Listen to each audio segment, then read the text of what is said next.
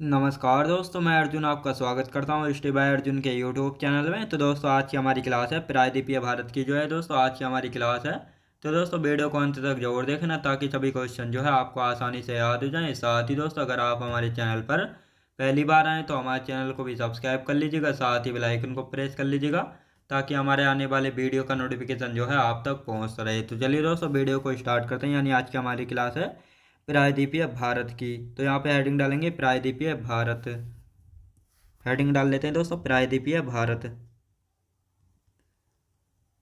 प्रायद्वीपीय भारत। प्रायद्वीपीय भारत। तो दोस्तों आज की हमारी क्लास है प्रायद्वीपीय भारत यानी पेनिनसुला इंडिया की जो आज की हमारी क्लास है। तो थोड़ा पहले इसके बारे में समझ लेते हैं और उसके बाद जो मैप बनाएंगे फिर अच्छे से जो है इसको जानेंगे। दोस्तों प्रायद्वीप की यहाँ पर बात हो रही है। तो प्रायद्वीप होता क्या है? तो प्रायद्वीप जमीन का या भूमि का एक ऐसा भाग होता है जो तीनों ओर से जो है पानी से घिरा होता है, तो वह क्या कहलाता है? प्रायद्वीप जो है कहलाता है। और हमारा जो दक्षिण भारत है तो उसी को जो है प्रायद्वीपीय भारत जो है कहा जाता है, क्योंकि हमारा दक्षिण भारत जो है तीनों ओर से जो है पानी से घिरा है और एक ओर से जो है स्थल यानी भूमि से घिरा है, तो इसीलिए जो इसको प्रायद्वीपीय भारत जो है कहा जाता है। तो अब इस यहाँ पे एक मैप जो है बना लेते हैं और उसके बाद अच्छे से जानेंगे।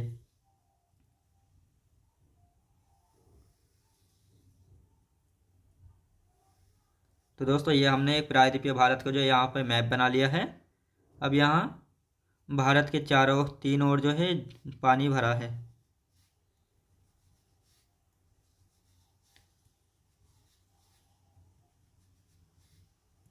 ये क्या है दोस्तों? ये चारों ओर जो है दक्षिण भारत यानी प्रायद्वीपीय भारत के चारों ओर जो है क्या है? पानी जो है भरा हुआ है तीनों ओर।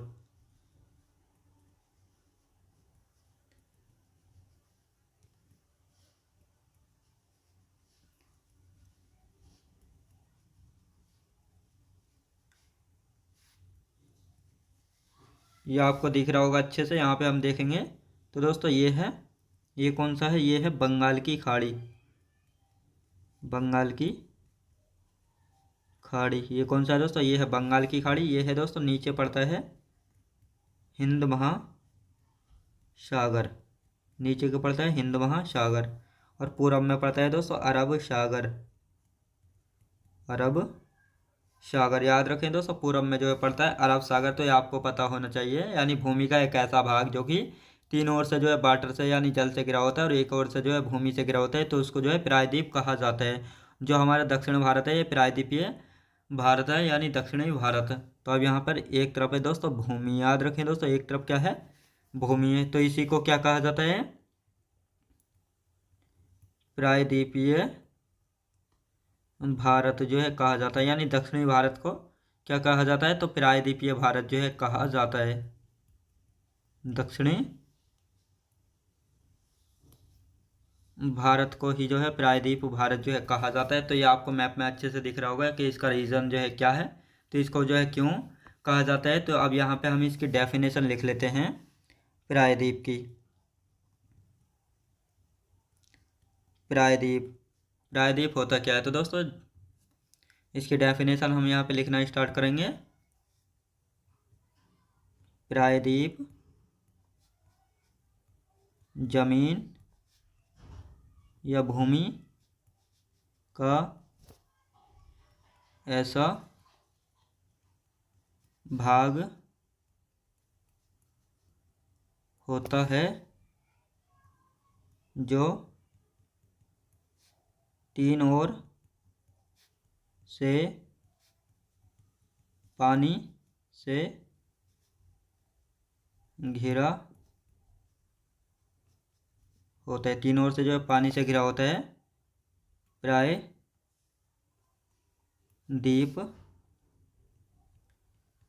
कहलाता है। क्या कहलाता है दोस्तों? प्रायद्वीप जो है कहलाता है। तो ये आपको अच्छे से याद रखना है दोस्तों। अब यहाँ पर बात आती है प्रायद्वीप की, और साथ ही दोस्तों यहीं पर हम आइलैंड्स यानी द्वीप की भी जो है परिभाषा लिख लेते हैं।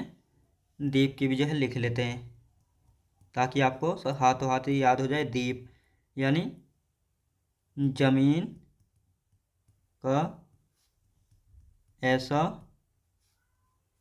भाग जो चारों ओर से पानी से घिरा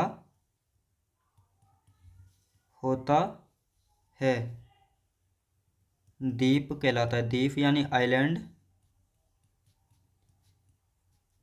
कहलाता है। तो दोस्तों इसका भी यहाँ पर एक हम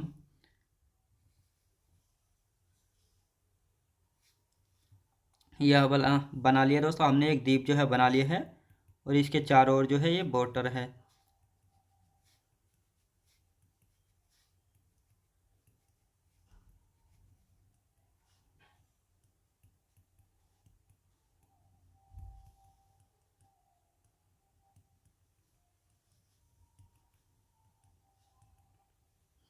ये दोस्तों चारों ओर, ये कौन सा है, ये उत्तर भाग है, उत्तर हो गया ये उत्तर हो गया, ये पूर्व हो गया, ये दक्षिण हो गया, ये कौन सा है ये दोस्तों, ये हो गया पश्चिम। तो अब यहाँ पे इसको समझ लेते हैं हम। यानी दोस्तों हम बात कर रहे हैं प्रायद्वीपीय भारत की। तो प्रायद्वीपीय भारत से मतलब है यानी प्रायद्वीप। सबसे पहले तो प्रायद्वीप को समझेंगे, यानी प्रायद्वीप होता क्या है। तो प्रायद्वीप यानी प्रायद्वीप की बात करते हैं। प्रायद्वीप दोस्तों जमीन या भूमि का एक ऐसा भाग होता है जो तीन ओर से जो है पानी यानी जल से जो है घिरा होता है, तो उसी को जो है प्रायद्वीप जो है कहा जाता है।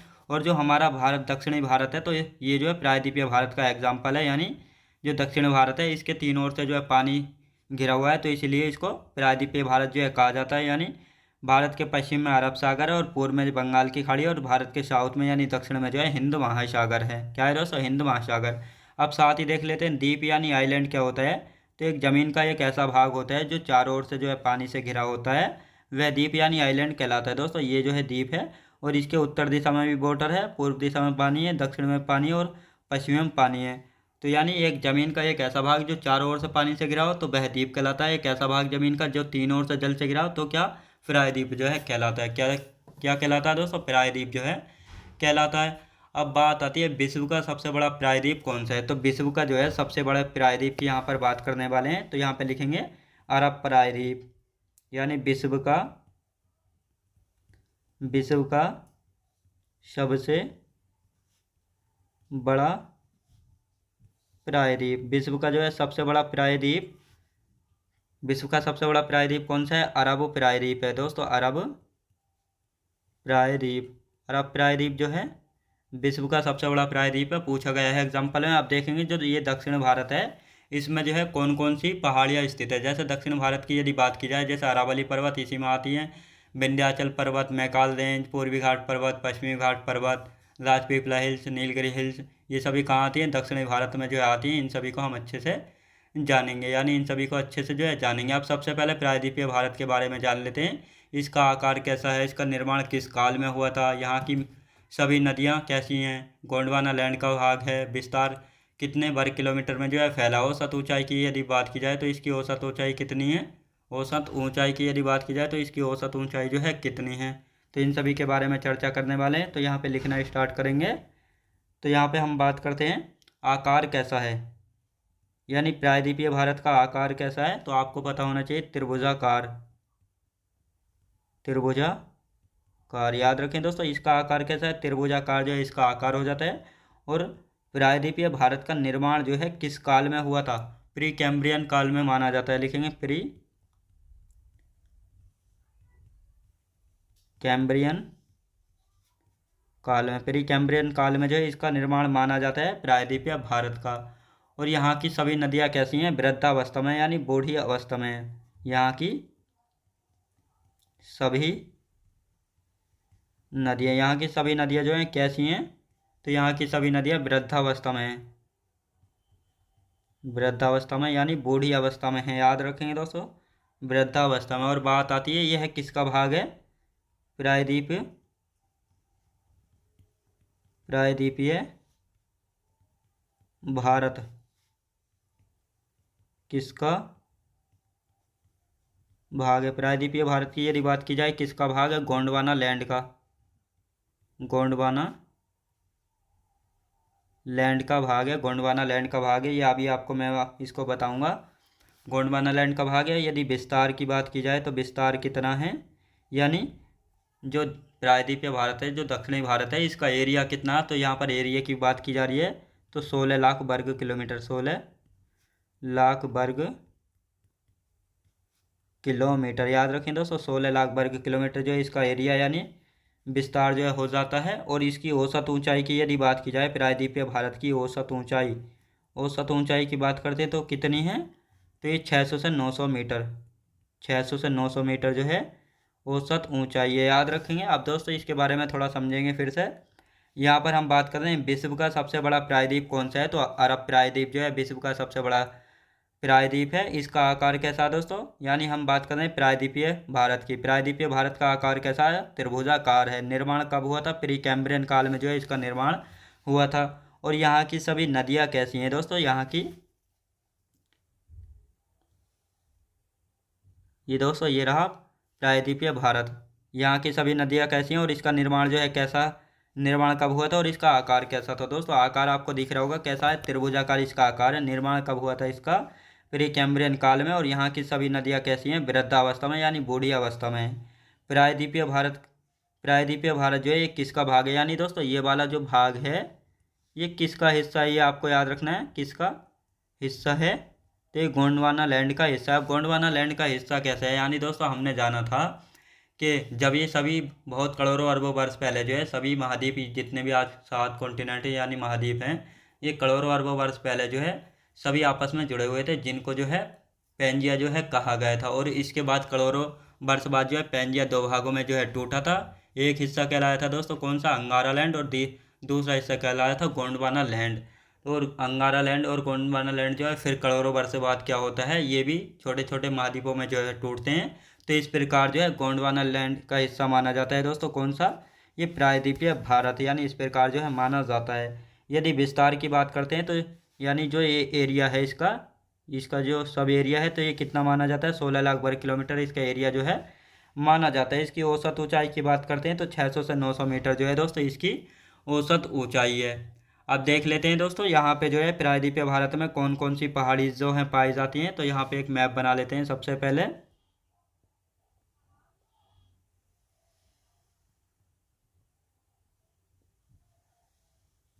तो ये हमने एक यहाँ पे जो है मैप बना लिया। अब यहाँ पे हम पर्वत बनाने शुरू करेंगे दोस्तों, यहाँ पे हम पर्वत बनाने जो है शुरू करेंगे। तो दोस्तों यदि इसकी बात की जाए तो ये कौन सा है, ये है अरावली। याद रखें दोस्तों ये है अरावली। ये कौन सा है, ये हो गया विंध्याचल। और ये कौन सा हो गया, ये है दोस्तों सतपुड़ा पर्वत। याद रखें दोस्तों सतपुड़ा पर्वत जो कि 3 भागों में जो है टूटा हुआ है सतपुड़ा पर्वत। और यदि बात की जाए तो इधर पड़ता है ये पूर्वी घाट पर्वत। और ये कौन सा है, ये है दोस्तों नीलगिरी पहाड़ियाँ। याद रखें दोस्तों ये है नीलगिरी पहाड़ियाँ। अब इनको जो है लिखना यहाँ पे स्टार्ट करेंगे। तो ये कौन सा है दोस्तों, ये वाला पड़ता है इधर की। यदि हम बात करते हैं ये है अरावली पर्वत, अरावली पर्वत हो जाता है। और यदि इसकी बात करते हैं तो ये कौन सा आ गया, ये है दोस्तों राजपीपला पहाड़ी, राजपीपला पहाड़ी, ये राजपीपला पहाड़ी है। और यदि इसकी बात करते हैं तो ये कौन सा है दोस्तों, पश्चिमी घाट। और इसको दोस्तों सह्याद्री के नाम से भी जो है या जाना जाता है, सह्याद्री के नाम से जो है इसको जाना जाता है पश्चिमी घाट पर्वत को। और ये वाली जो भाग है ये वाला क्या कहलाता है, ये कहलाता है दोस्तों बीच वाला हिल्स महादेव, महादेव पर्वत कहलाता है दोस्तों। क्या, महादेव पर्वत जो है कहलाता है। और ये वाला तीसरा वाला भाग जो है ये क्या कहलाता है, ये मैकाल रेंज कहलाता है, मैकाल रेंज कहलाता है। क्या कहलाता है दोस्तों, मैकाल रेंज कहलाता है। और ये जो तीनों वाले भाग हैं ये तीनों यानी एक और ये दो, ये तीनों भाग क्या हैं, तो ये है पूर्वी घाट पर्वत, जो कि पूर्वी घाट पर्वत दोस्तों कटा छठा पर्वत है, यानी नदियों के द्वारा जो है इसको काट छाट दिया गया है। तो ये कटा छठा पर्वत है और इसको पूर्वी घाट पर्वत जो है कहा जाता है। और यदि रेड वाली की बात की जाए तो ये क्या है, नीलगिरी की पहाड़ियाँ, नीलगिरी की पहाड़ियाँ। नीलगिरी पहाड़ियों की यदि बात की जाए तो ये नीलगिरी की पहाड़ियाँ जो है पश्चिमी घाट एवं पूर्वी घाट पर्वत के जो है मिलान बिंदु पर पड़ती हैं। नीलगिरी की पहाड़ियाँ याद रखें दोस्तों कहाँ पे, तो ये कहाँ पे पड़ती हैं, तो नीलगिरी की पहाड़ियाँ जो हैं पश्चिमी घाट एवं पूर्वी घाट पर्वत के जो है मिलान बिंदु पर जो है पड़ती हैं। और ये वाले सबकी बात की जाए तो ये है प्रायद्वीपीय भारत, प्रायद्वीपीय भारत, ये है दोस्तों प्रायद्वीपीय भारत। और इसी प्रायद्वीपीय भारत में जो है हम क्या क्या जो है पढ़ने वाले हैं, तो अरावली पर्वत पढ़ेंगे, राजपीपला पहाड़ी पढ़ेंगे, पश्चिमी घाट पर्वत पढ़ेंगे जिसको सह्याद्री के नाम से जाना जाता है, नीलगिरी की पहाड़ी पढ़ेंगे, पूर्वी घाट पर्वत को पढ़ेंगे, महादेव हिल्स पढ़ेंगे, मैकाल रेंज पढ़ेंगे। और ये जो ऊपर वाला हिस्सा है ये वाला दोस्तों ये क्या विंध्याचल पर्वत कहलाता है। क्या दोस्तों, इसको विंध्याचल पर्वत कहा जाता है, विंध्याचल पर्वत जो है कहा जाता है। तो इन सभी को, ये सभी कहाँ पे आते हैं, तो ये सभी जो है दोस्तों प्रायद्वीपीय भारत में आते हैं। इन सभी को एक एक करके अब हम यहाँ पे जानेंगे। तो हेडिंग डाल लेते हैं दोस्तों, प्रायद्वीपीय भारत में जो है क्या क्या पढ़ने वाले हैं, तो इन सभी को जो है लिख लेंगे। पूछा जाता है यानी राजपीपला हिल्स जो है उत्तर भारत में आती है, नॉर्थ यानी दक्षिणी भारत में। तो इस प्रकार जो है यहाँ से क्वेश्चन बनते हैं, तो आपको याद रखना है प्रायद्वीपीय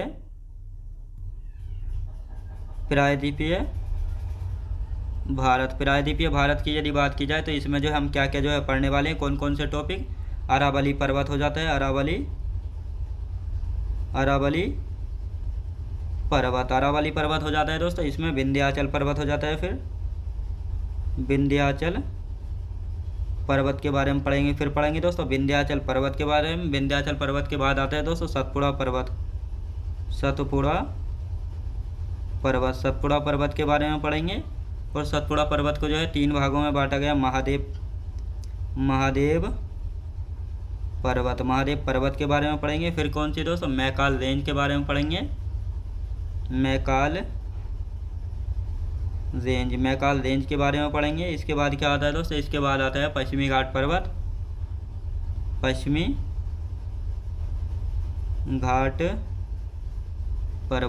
घाट पर्वत को जो है सह्याद्री के नाम से भी जो है जाना जाता है, सह्याद्री के नाम से भी जो है जाना जाता है। फिर पढ़ेंगे दोस्तों पूर्वी घाट पर्वत के बारे में पढ़ेंगे। और इसके बाद दोस्तों क्या पढ़ेंगे, इसके बाद आता है यानी इन सभी टॉपिक को जो पढ़ेंगे। और साथ ही दोस्तों यहाँ पे लिख लेते हैं नीलगिरी की पहाड़ियाँ, नीलगिरी की पहाड़ी। तो इन सभी को जो है प्रायद्वीपीय भारत में जो है पढ़ने वाले हैं। अब हेडिंग डालेंगे सबसे पहले अरावली पर्वत, यानी अरावली पर्वत को हम यहाँ पे पढ़ने वाले हैं। तो हेडिंग डाल देते हैं दोस्तों अरावली पर्वत। सबसे पहले अरावली पर्वत को देखेंगे। अरावली पर्वत में जो है क्या क्या खास बातें हैं अरावली पर्वत की। तो अरावली पर्वत की यदि बात करते हैं तो अरावली पर्वत दोस्तों, अरावली पर्वत का सबसे पहले हम विस्तार देख लेते हैं। यानी गुजरात के पालनपुर से लेकर दोस्तों राजस्थान, हरियाणा और दिल्ली तक जो है फैला हुआ अरावली पर्वत। और राजस्थान में जो है अरावली पर्वत की सबसे ऊंची चोटी गुरु शिखर जो है यहीं पर स्थित है, जिसकी ऊंचाई 1722 मीटर। और यह है कहाँ पे स्थित है, माउंट आबू में स्थित है। और यहीं पर जो है माउंट आबू में दिलवाड़ा का जैन मंदिर भी जो है स्थित है, पूछा जाता है। और अरावली पर्वत से जो है कौन कौन सी 2 नदियों का उद्गम होता है, लूनी नदी और बनास नदी का उद्गम होता है। साथ ही दोस्तों हरियाणा भी जो है इन्हीं अरावली पर्वतों में जो है इसका विस्तार है। और साथ ही दिल्ली तक जो है इसका विस्तार फैला हुआ है। तो अब यहाँ पे एक पर्वत जो है बना लेते हैं। यहाँ पे दोस्तों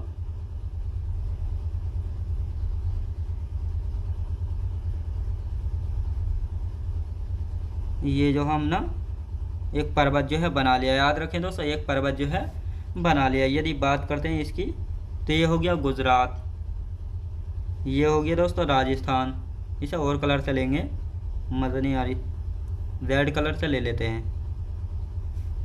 ये दोस्तों गुजरात, ये हो गया राजस्थान। राजस्थान के बाद यहाँ पे आ गया दोस्तों हरियाणा और ये हो गया दिल्ली। तो यहाँ पर जो इसका विस्तार है इन सभी को यहाँ पे लिखेंगे। ये है दोस्तों दिल्ली, ये कौन सा है दोस्तों, ये हो गया हरियाणा, ये हो गया दोस्तों हरियाणा। और यदि इसकी बात की जाए ये हो गया दोस्तों राजस्थान। और यदि इसकी बात की जाए तो ये है गुजरात। बात करते हैं गुजरात के पालनपुर से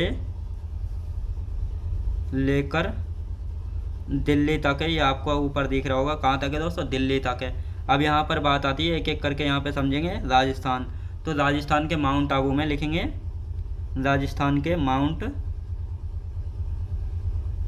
आबू, राजस्थान के माउंट आबू में गुरु शिखर पड़ती है। क्या दोस्तों, गुरु शिखर पड़ती है, जो कि सबसे ऊंची चोटी है, जिसकी ऊंचाई है दोस्तों 2200 नहीं दोस्तों 1722 मीटर जो है स्थित है। और साथ ही इसी माउंट आबू में जो है दिलवाड़ा का जैन मंदिर पड़ता है, दिलवाड़ा का जैन मंदिर पड़ता है। यहीं पर जो है दोस्तों दिलवाड़ा का जो है जैन मंदिर जो है पड़ता है। अब बात आती है दोस्तों, यहाँ से निकलती है बनास नदी निकलती है, और इधर को निकलती है दोस्तों लूनी नदी जो है निकलती है। याद रखें दोस्तों, लूनी नदी जो है निकलती है। अब इसको दोस्तों देखेंगे, अरावली पर्वत भारत की प्राचीनतम पर्वत श्रृंखलाओं में से एक है दोस्तों। अरावली पर्वत जो है सबसे प्राचीन पर्वत माना जाता है भारत में। और अरावली की सबसे ऊंची चोटी है गुरु शिखर, जिसकी ऊंचाई 1722 मीटर, राजस्थान के माउंट आबू में पड़ती है। और साथ ही राजस्थान के माउंट आबू में जो है दिलवाड़ा का जैन मंदिर भी जो है पड़ता है, जो कि जैन धर्म को समर्पित है। अरावली पर्वत जो है लगभग 570 मिलियन वर्ष पूर्व माना जाता है। कितना दोस्तों, अरावली पर्वत जो है 570 मिलियन वर्ष पूर्व जो है माना जाता है। इन तीनों लाइनों को यहाँ पे हम लिख लेते हैं। तो यहाँ पे बात करते हैं अरावली भारत की प्राचीनतम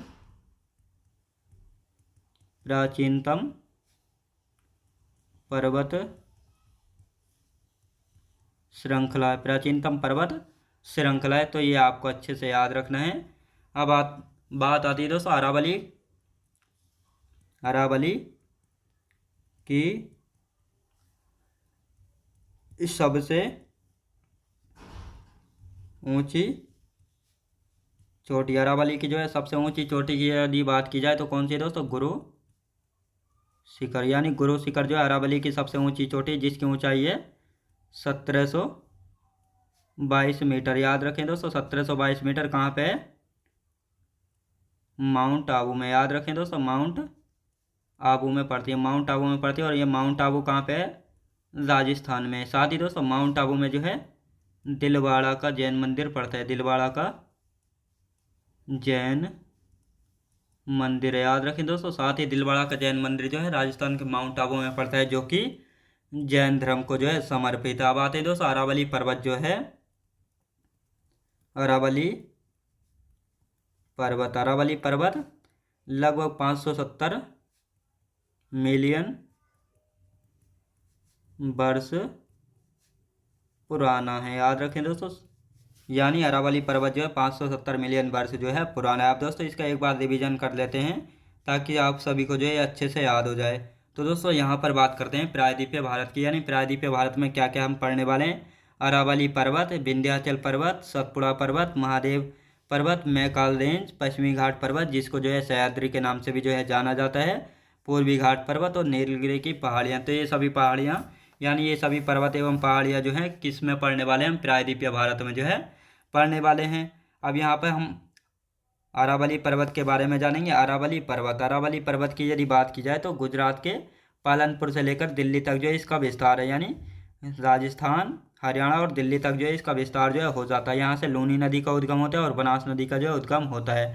साथ ही राजस्थान के माउंट आबू में जो है गुरु शिखर अरावली पर्वत की सबसे ऊंची चोटी है, जिसकी ऊंचाई है 1722 मीटर। और साथ ही माउंट आबू में जो है दिलवाड़ा का जैन मंदिर है, जो कि जैन धर्म को जो है समर्पित है।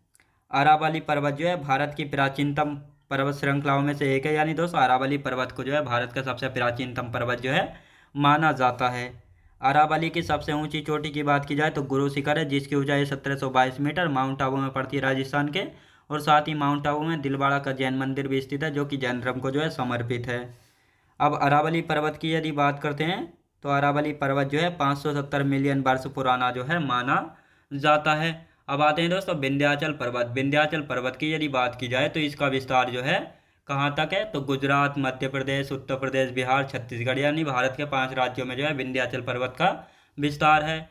विंध्याचल पर्वत को जो है गुजरात में जोवट हिल तथा बिहार में कैमूर हिल्स के नाम से जाना जाता है। याद रखें दोस्तों, यानी जो विंध्याचल पर्वत है इसका विस्तार कहाँ कहाँ तक है? 5 राज्यों में, गुजरात में। तो गुजरात में जो इसका विस्तार है विंध्याचल पर्वत का, तो इस विस्तार को जो है गुजरात में जोवट हिल्स के नाम से जाने जाते हैं। और बिहार में जो विंध्याचल पर्वत का विस्तार है, इसको बिहार में कैमूर हिल्स के नाम से जो है जाना जाता है। विंध्याचल पर्वत की सबसे ऊंची चोटी की यदि बात की जाए तो गुडविल पीक या सद्भावना शिखर जो है विंध्याचल पर्वत की सबसे ऊंची चोटी है। विंध्याचल पर्वत के दक्षिण में कौन सी नदी बहती है? नर्मदा नदी बहती है विंध्याचल पर्वत के दक्षिण में, याद रखेंगे। और साथ ही नर्मदा नदी के दक्षिण में कौन सा पर्वत है? सतपुड़ा पर्वत है, ये भी आपको याद रखना है। कौन सा? सतपुड़ा पर्वत है। उत्तर भारत को दक्षिण भारत से कौन सी पर्वत श्रेणी प्राकृतिक रूप से अलग करती है? तो विंध्याचल पर्वत जो है उत्तर भारत को और दक्षिण भारत को प्राकृतिक रूप से अलग करने का काम जो है करता है। अब यहाँ पे हेडिंग डाल लेते हैं विंध्याचल पर्वत। यहाँ पे दोस्तों हेडिंग डालेंगे विंध्याचल पर्वत। विंध्याचल पर्वत, तो विंध्याचल पर्वत यहाँ पर हमने हेडिंग डाली है विंध्याचल पर्वत। यदि विंध्याचल पर्वत की बात करते हैं तो विस्तार भी देख लेते हैं। विस्तार, विस्तार कहाँ कहाँ तक है, किन किन राज्यों में विस्तार? तो दोस्तों गुजरात, गुजरात, मध्य प्रदेश, मध्य प्रदेश, उत्तर प्रदेश, बिहार, छत्तीसगढ़, इन सभी में जो है विस्तार है। किसका दोस्तों? विंध्याचल पर्वत का जो है विस्तार है। अब बात आती है विंध्याचल पर्वत। विंध्याचल पर्वत को गुजरात में, विंध्याचल पर्वत को गुजरात में जोवट हिल, जोवट हिल्स, और यदि बात करते हैं तथा बिहार में, तथा बिहार में किस नाम से जाना जाता है? तो बिहार की यदि बात की जाए कैमूर हिल्स, कैमूर हिल्स के नाम से जाना जाता है। दोस्तों बिहार में जो है कैमूर हिल्स के, कैमूर हिल्स के नाम से जाना जाता है। याद रखें दोस्तों, कैमूर हिल्स के नाम से जो है जाना जाता है। बात आती है दोस्तों विंध्याचल पर्वत। विंध्याचल पर्वत, विंध्याचल पर्वत की सबसे ऊंची चोटी कौन सी है? विंध्याचल पर्वत, विंध्याचल पर्वत की सबसे ऊंची चोटी, विंध्याचल पर्वत की सबसे ऊंची चोटी की यदि बात की जाए तो कौन सी? सद्भावना शिखर या गुडविल पीक, लिखेंगे सद्भावना शिखर या गुडविल,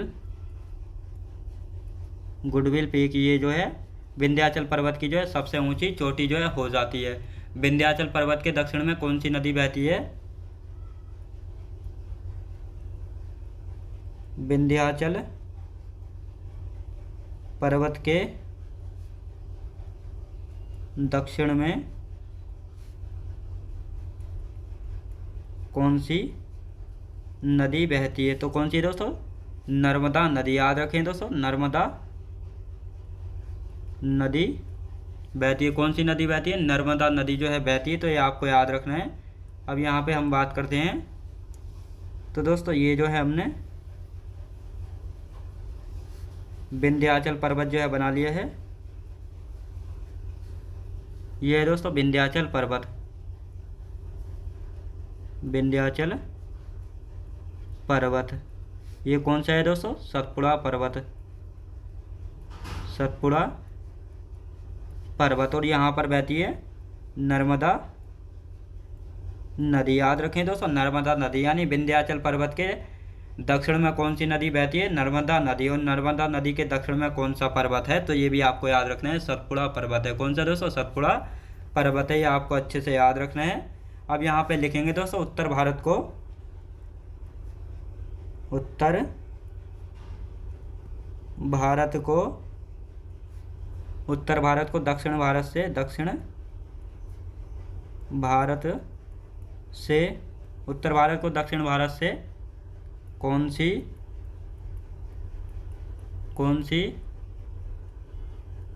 पर्वत श्रेणी प्राकृतिक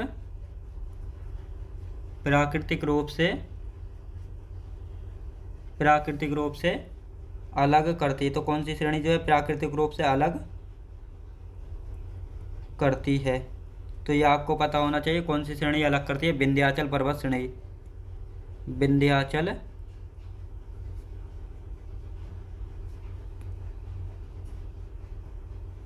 विंध्याचल पर्वत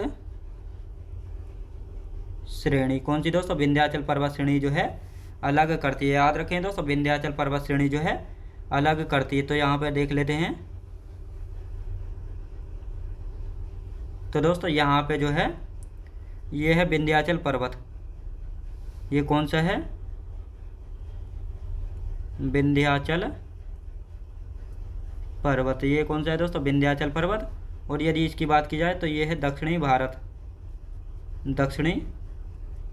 भारत। और ऊपर की यदि बात की जाए उत्तर भारत।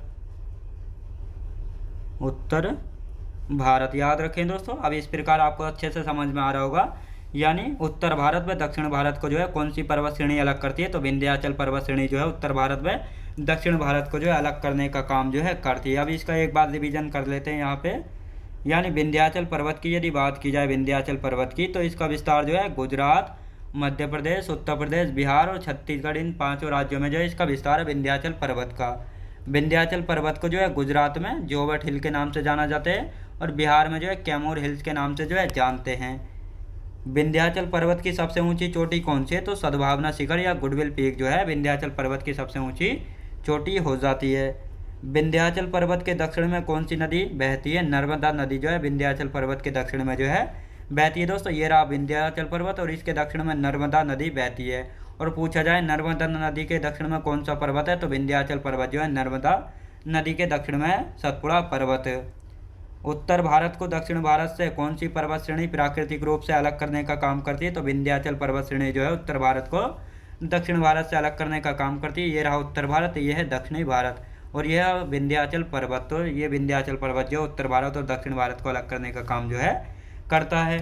तो दोस्तों आज के हमारा क्लास का समय जो है समाप्त हो चुका है और इससे आगे के जो टॉपिक्स बचे हैं उनको कल की क्लास में कंटिन्यू करेंगे। तो दोस्तों मैं उम्मीद करता हूँ आपको वीडियो क्वालिटी, कंटेंट वगैरह सभी कुछ आपको पसंद आया होगा। पसंद आया तो लाइक शेयर और सब्सक्राइब करना बिल्कुल भी ना भूलें। साथ ही दोस्तों अगर आप हमारे चैनल पर पहली बार आएँ तो हमारे चैनल को भी सब्सक्राइब कर लीजिएगा, साथ ही बेल आइकन को प्रेस कर लीजिएगा ताकि हमारे आने वाले वीडियो का नोटिफिकेशन जो है आप तक पहुँचता रहे। चलिए दोस्तों मिलते हैं नेक्स्ट वीडियोज़ में।